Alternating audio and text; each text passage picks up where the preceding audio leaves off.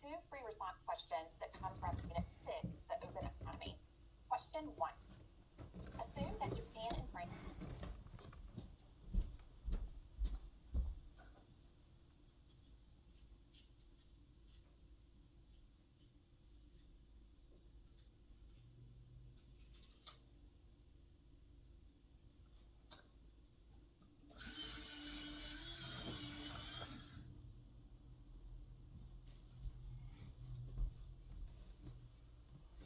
are trading partners and have flexible exchange rates. The currency of Japan is the yen, and the currency of France is the euro. Part A. Assume that investors expect an increase in returns on Japanese stocks. Draw a correctly labeled graph of the foreign exchange market for the yen and show how the investors' expectations of increasing returns on Japanese stocks will affect the value of the yen. So we've got two countries, Japan and France. They trade with each other. We're given the two currencies. Japan uses the yen and France uses the euro. So we have an event that happens. Investors expect to receive more returns on their investment in Japan. And the first thing that we're asked to do is draw a foreign exchange market graph for the yen. So let's start there. And you see that correctly labeled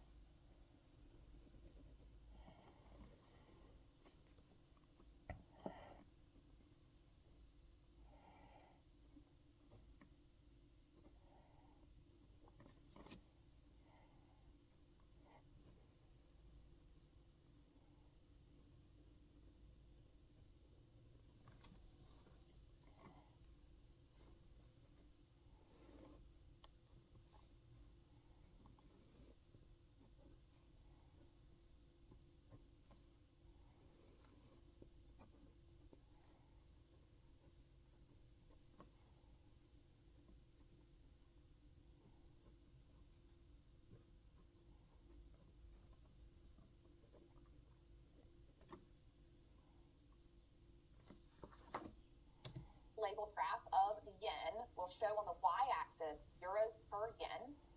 The x-axis should be labeled quantity of Japanese yen. And we have a demand curve and a supply curve. So now let's talk about the shift. If investors expect an increase in returns on Japanese stocks, this means that they expect that they're going to make more money in Japan. And that means that anybody who wants to invest, in this case, anybody that's in France that wants to invest in Japan, needs yen to do so. So what happens in the foreign exchange market is that the demand for yen will increase, and then we are asked to show how this change will affect the value of the yen. So on the y-axis, you need to make sure that you have an increase in the exchange rate, the value of the yen, from E1 to E2. So this means that the yen has appreciated. You also see a second graph on the screen that shows that it is acceptable to show a decrease in supply of the yen.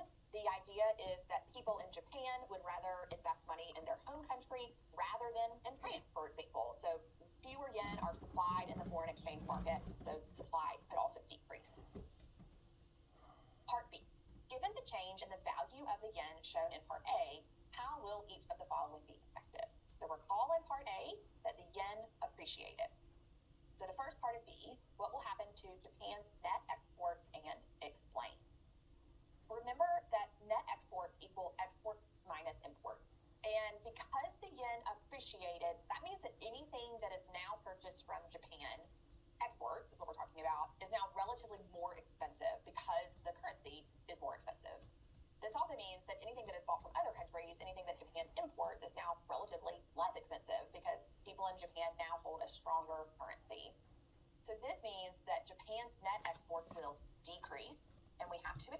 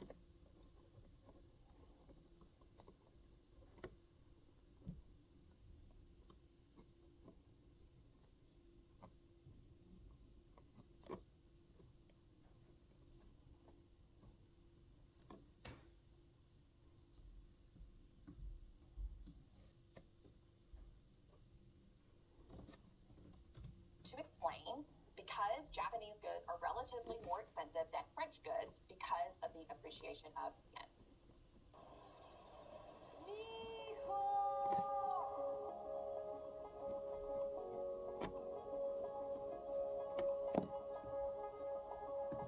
B2 asks about Japan's balance of payments and explain.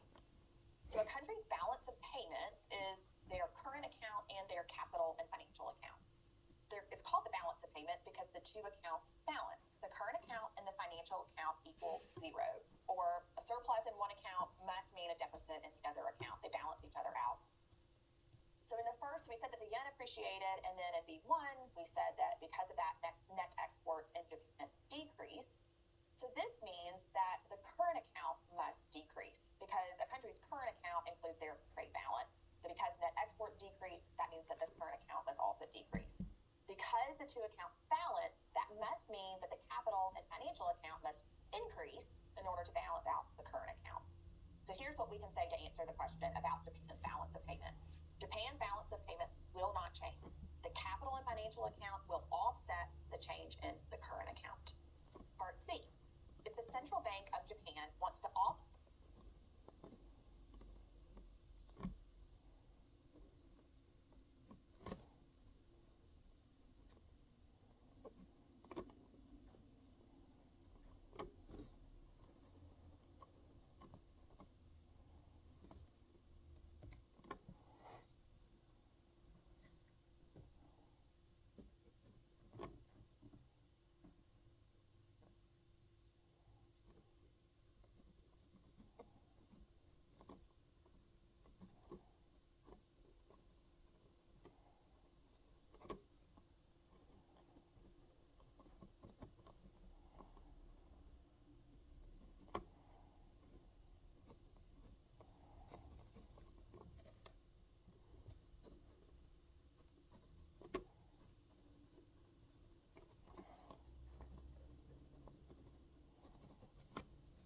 in the current account.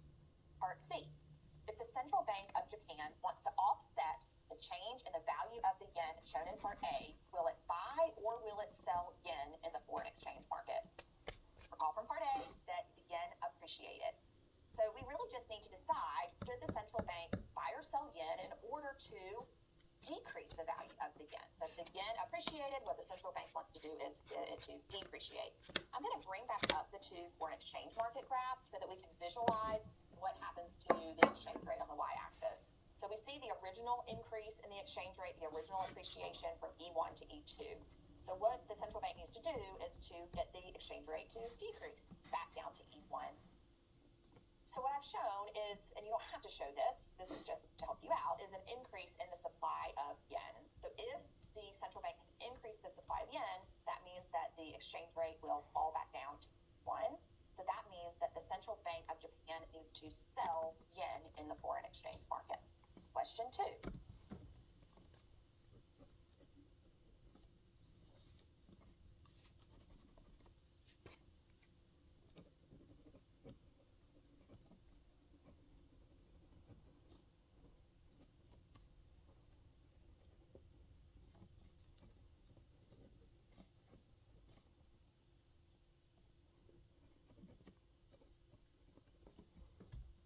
Of Japan needs to sell yen in the foreign exchange market.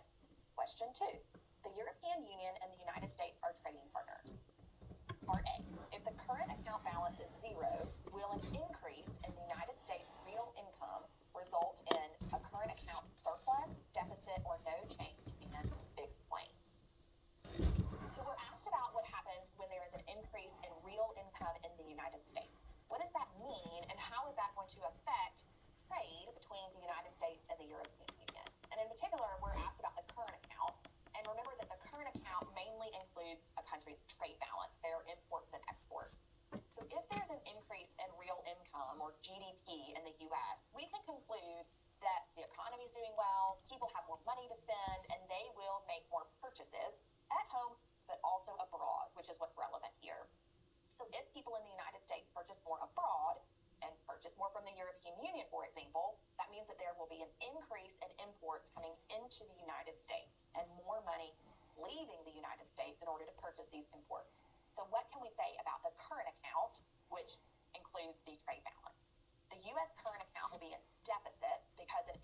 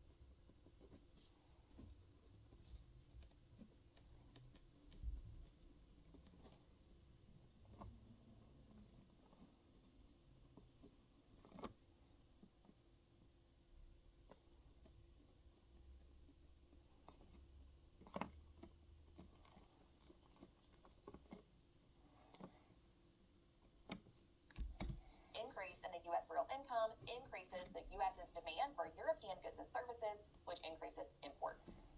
My work is easy because I use ClickUp. Here's how I keep track of all my tasks. I start by brain dumping everything I need to get done. Part B. Draw a correctly labeled graph of the foreign exchange market for the euro. On your graph, show the effect of the increase in United States real income on the value of the euro relative to the United States dollar.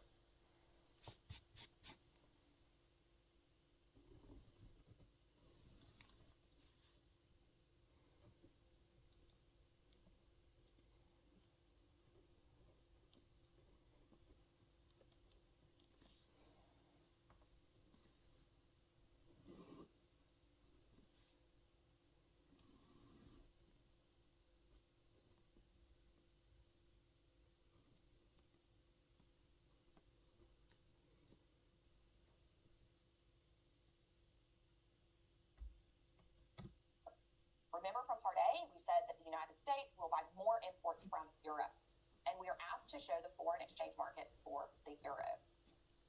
So a correctly labeled graph of the foreign exchange market for the euro will have a y-axis label of the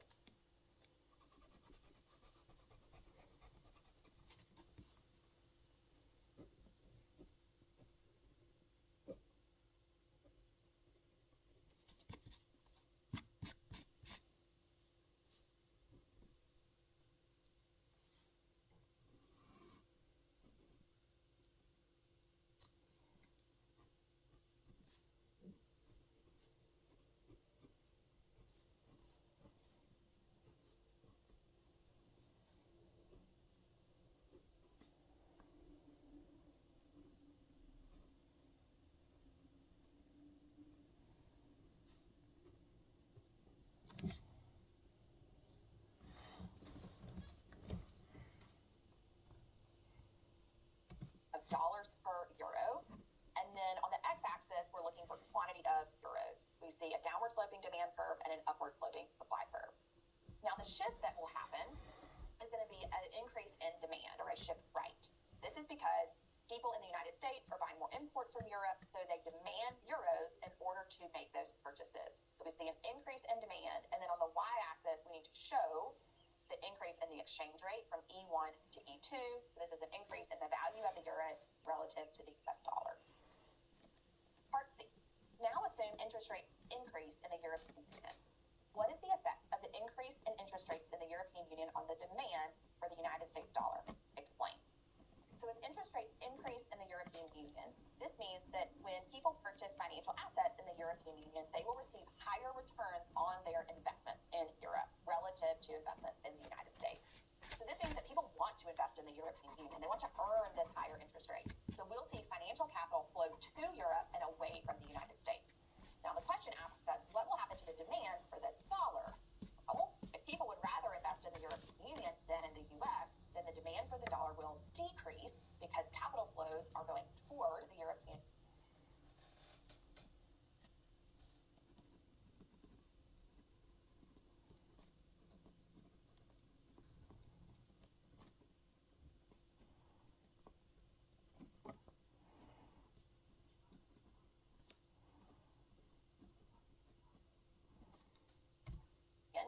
So capital flows from the EU to the US will decrease.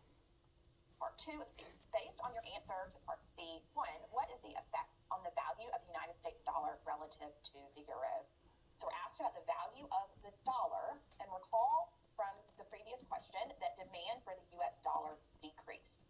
So we're asked about the value of the dollar, and I think it is helpful to use a foreign exchange graph to actually look on the y-axis to see what has happened. So I've sketched a foreign exchange market graph for the dollar, and I've shown a leftward shift in the demand for the dollar, and then I see on the y-axis a decrease in the exchange rate from ER1 to ER2. This decrease in the exchange rate means that the US dollar has depreciated, and that is the answer to this part of the question. The dollar will